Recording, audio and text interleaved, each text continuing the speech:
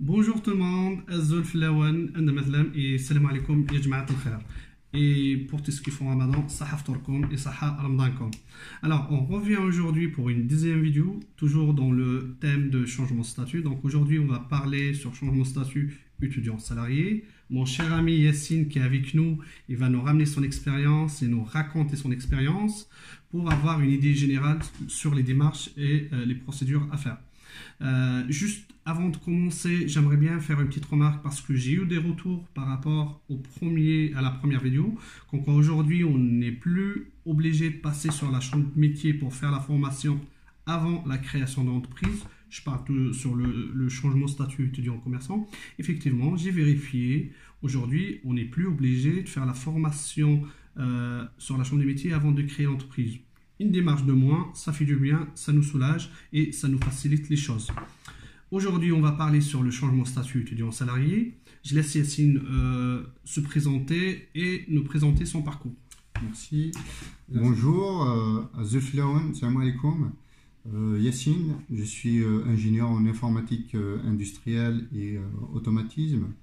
Alors, je suis arrivé en France en septembre 2013 en tant qu'étudiant.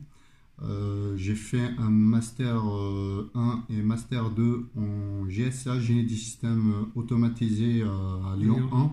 Donc, pour ceux qui connaissent la formation, à la fin de mon Master, donc automatiquement un stage de fin d'études et j'étais embauché derrière.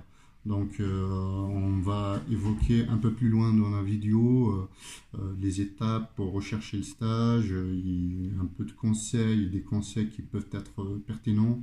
On va voir les procédures administratives pour réaliser votre changement de statut. Merci. Alors Yassine, pour compléter notre vidéo, j'aimerais bien que tu nous parles comment tu as pu trouver un stage. On sait très bien que c'est la période la plus dure et on va pas se mentir entre nous. On sait bien qu'il y a beaucoup d'étudiants qui sont obligés de refaire l'année juste histoire de gagner le temps et de trouver un stage et de trouver, pourquoi pas, derrière un CDI. Oui, effectivement, l'étape de recherche de stage, je dirais, c'est l'étape la plus compliquée. La plus dure, ouais. Donc, c'est pas facile et c'est pas évident de décrocher un stage. Donc, il faut bien soigner vos candidatures. Ne misez pas trop sur la quantité, mais plutôt sur la qualité. Donc, il faut bien soigner la candidature, le CV, la lettre de motivation et de préparer surtout vos entretiens. Un entretien, ça se prépare, c'est très important.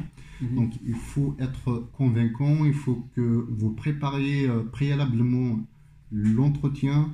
Donc, préparez votre projet professionnel, préparez les questions qui sont des questions classiques dans les entretiens. Donc, pour cela, je vous conseille de consulter.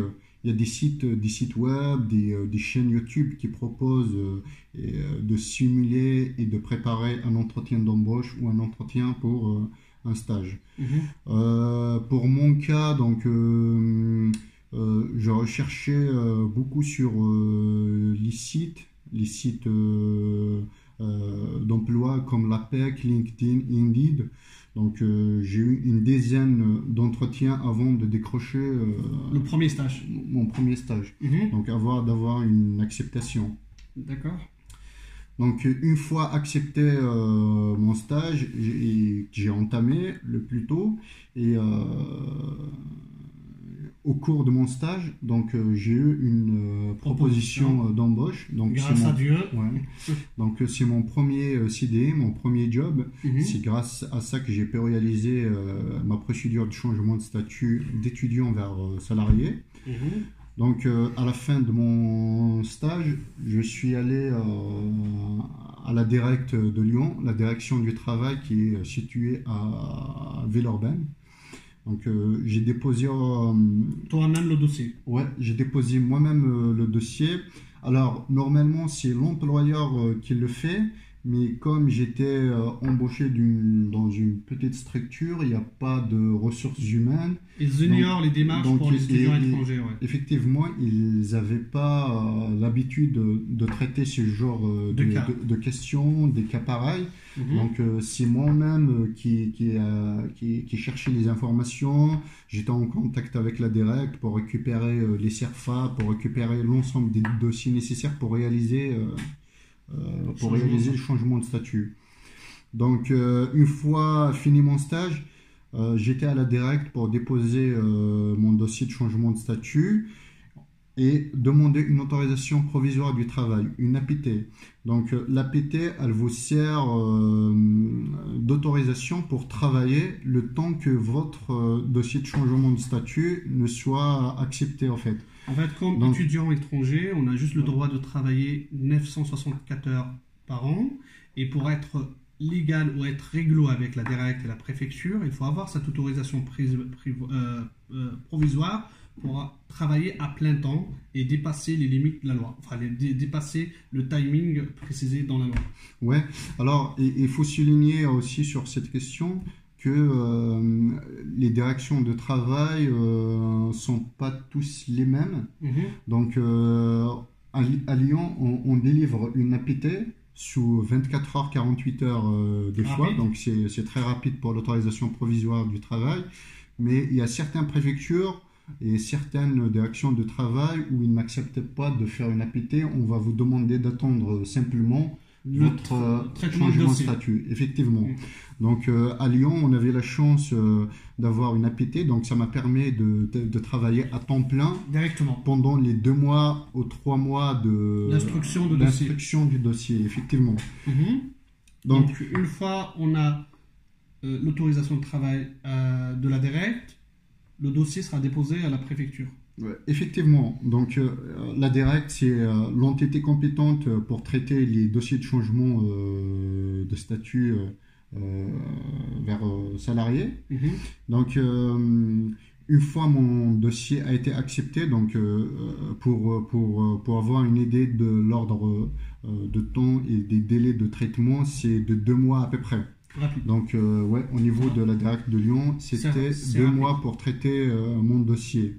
À la fin de l'instruction, j'étais notifié pour la Direct pour aller récupérer mon attestation de changement de statut. Donc, mon statut a été accepté. Donc, je devrais aller à la préfecture pour demander un titre de séjour salarié. Donc, effectivement, je suis parti à la préfecture, j'ai demandé un titre de séjour salarié. Donc, au bout de 2 mois, 3 mois, j'ai pu récupérer mon premier titre de séjour salarié. L'année d'après, j'ai renouvelé mon titre salarié. Donc, j'aurais pu aller demander directement la carte de 10 ans. Juste une précision, Yacine. Comme on est de nationalité algérienne, donc on n'a pas le droit à des titres de séjour pluriannuels. Donc on a des titres de séjour d'une année. Au bout de 3 ans d'une situation régulière en France, on a le droit de demander une carte de résident sous réserve de ressources. Donc voilà, vous n'avez pas voulu prendre, on va dire... effectivement, nous n'avons pas eu le droit, autant qu'Algériens, à un titre de séjour pluriannuel, à l'instar des Tunisiens et des Marocains, par exemple. Ou d'autres nationalités. Ou d'autres nationalités, d'ailleurs. Donc,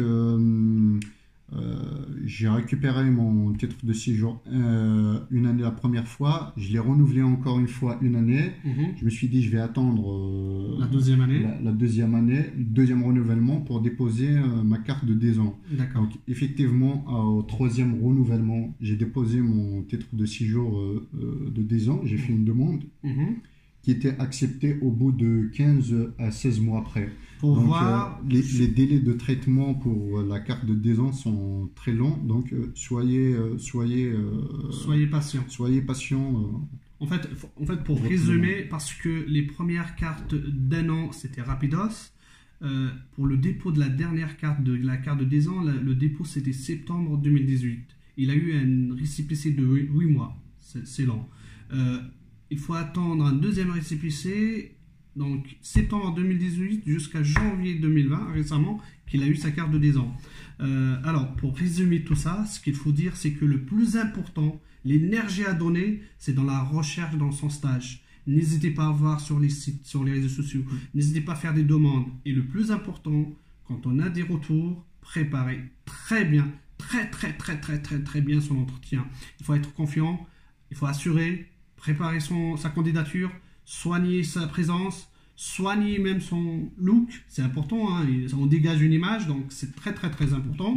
Après, une fois qu'on a marqué notre preuve chez l'employeur, on a décroché aussi le CDI, c'est important. La démarche, c'est une question de timing. Aujourd'hui à Lyon, c'est plus le cas, donc on passe pas par la directe, on fait directement la demande de changement de statut salarié à la préfecture, bien sûr après avoir un CDI, et c'est la préfecture, c'est elle qui s'en occupe, avoir la notification de la directe, c'est elle qui s'en occupe à renvoyer le dossier à la directe. Une fois on a l'accord de la directe, c'est elle qui délivre les cartes d'un an. Effectivement. Alors, c'était pas le cas. C'était pas le cas. À mon époque, on partait directement à la directe et c'est la directe. En fait, pour gagner de temps, on part directement à la directe et la directe envoie le dossier à la préfecture.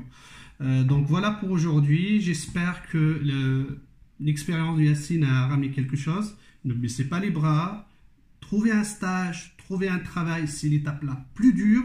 Une fois c'est fait, c'est bon, c'est une question de temps, c'est une question de renouvellement et Inch'Allah, chacun aura son tour et avoir sa carte de 10 ans. Je vous laisse, je vous dis ça à tout le monde. On reparlera dans une prochaine vidéo sur les statuts juridiques et je vais parler aussi dans une autre vidéo pour les futurs étudiants qui n'ont pas encore leur visa. Je vous dis ciao et bonsoir tout le monde.